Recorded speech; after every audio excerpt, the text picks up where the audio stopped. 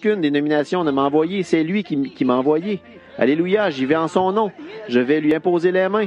Je suis allé là-bas imposer les mains à ce garçon et ce soir-là, il était à la réunion, parfaitement rétabli. Amen. Oh oui, il est cette source.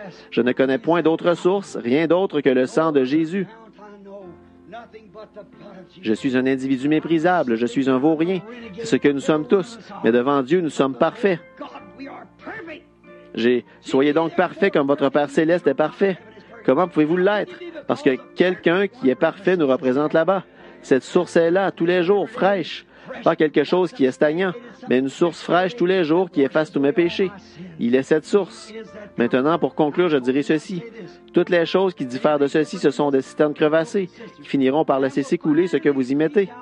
Si vous mettez tous vos espoirs, tout votre temps, et tout dans une de ces citernes d'eau stagnante, Jésus a dit que c'était des citernes crevassées. Dieu a dit, elles sont crevassées, et elles laisseront s'écouler tout ce que vous y mettrez. Elles ne vous avanceront à rien, parce qu'elles couleront. En effet, c'est lui le seul moyen d'arriver à la vérité, à la vie, à la joie éternelle et à la paix éternelle. Il est le seul, et le seul moyen d'arriver à cela. Oh là là, l'inépuisable source de la vie, c'est Jésus-Christ. Pourquoi? Et qui est-il? La parole, le même. La parole, la vie, la source, le même hier, aujourd'hui et pour toujours. Pour le vrai croyant, c'est là qu'est sa joie suprême, sa vie suprême, et sa satisfaction suprême se trouve en Christ. Pas besoin de pomper, de tirer, d'adhérer, de vider, juste de croire et de se reposer. Voilà ce qu'il est pour celui qui croit. Comme notre père Abraham, il n'a jamais tiré, il ne s'est jamais fait de bile, il ne s'est jamais tracassé. Il avait la parole. Il s'est appuyé contre le sein d'El Shaddai. Abraham, quand il avait 100 ans, Dieu lui est apparu et il lui a dit, « Je suis le Tout-Puissant. » Le mot hébreu, c'est El Shaddai, ce qui veut dire celui qui a des seins. Et tu es vieux, et tu n'as plus de force, mais appuie-toi simplement contre mon sein, nourris-toi en puisant ta force dans cette source.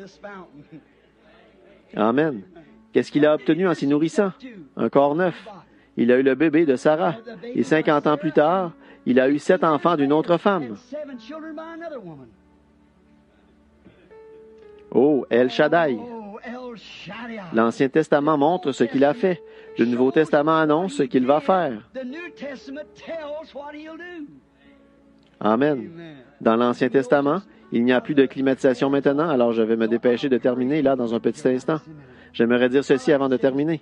Une fois, j'ai eu un bon exemple de ça. Je faisais ma ronde, et bien des gens ici, vers Georgetown, à Milltown, là-bas. Autrefois, il y avait, très loin dans les collines, une source. C'était un puits artésien. Il projetait un jet d'eau d'environ 4 ou 5 pieds qui jaillissait tout le temps. Il y avait une très grande source autour. Et tout autour, il y avait beaucoup de pouliot. Là, vous savez, différentes choses qui poussaient là, cette espèce de menthe. Et oh, comme j'avais soif d'arriver là. Oh là là, d'arriver à cette source. Et je m'allongeais près d'elle, et je buvais et buvais simplement, et je m'asseyais, et je buvais, j'attendais. Année après année, je revenais toujours à cette même source.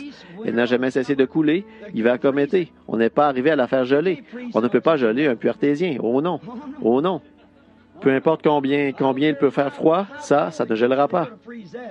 Vous pourrez geler une citerne, une petite gelée suffira à faire ça, voyez. Mais tout ce qui bouge, qui a de la vie à l'intérieur, ça se déplace. On ne peut pas geler le puits artésien. Peu importe l'abattement d'esprit qu'il y a dans un lieu, ce puits est toujours vivant. Vivez à ce puits. J'ai remarqué là, je passais par là et j'y buvais. Et oh là là, de l'eau vraiment fraîche. On n'avait jamais à se tracasser. Je me demande si je vais là, je me demande s'il a cessé de couler. Il coule. Un vieux fermier m'a dit, il a dit, mon grand-père, il buvait. Et il a dit, il n'a jamais perdu d'intensité, ni rien. C'est toujours le même puits, il jaillit, il se déverse dans la rivière bleue, là. Je me suis dit, oh là là, quel endroit idéal pour s'abreuver. Je faisais un détour d'environ 1 mille à pied pour venir à cet endroit-là parce que c'était vraiment l'endroit rêvé où aller boire. Oh, qu'elle était bonne, cette eau-là. Oh là là, je me retrouve dans le désert en Arizona, là, et j'y pense encore. Ce puits merveilleux là-bas, si seulement je pouvais m'allonger près de lui. Comme David le disait une fois, oh, si je pouvais une fois encore boire à ce puits. S'il pouvait seulement s'y rendre. Un jour, je me suis assis, il m'est arrivé une drôle de petite chose. J'ai dit, qu'est-ce qui fait que tu es toujours si heureux? Je souhaiterais être heureux comme ça. Je ne t'ai jamais vu triste depuis que je viens ici. Il n'y a absolument rien de triste en toi. J'ai dit, tu es toujours rempli de joie. Tu sautilles et tu bouillonnes et tu es tout excité. Hiver comme été, froid ou chaud, quoi que ce soit, tu es toujours rempli de joie. Qu'est-ce qui te rend? Qu'est-ce que c'est? Parce que je bois de ton eau? Non. J'ai dit, eh bien, peut-être que les lapins boivent de ton eau et que tu aimes vraiment ça? Non. J'ai dit, eh bien, qu'est-ce qui te rend bouillonnant comme ça? Qu'est-ce qui te rend si heureux? Qu'est-ce qui fait que tu es toujours rempli de joie? J'ai dit, est-ce parce que les oiseaux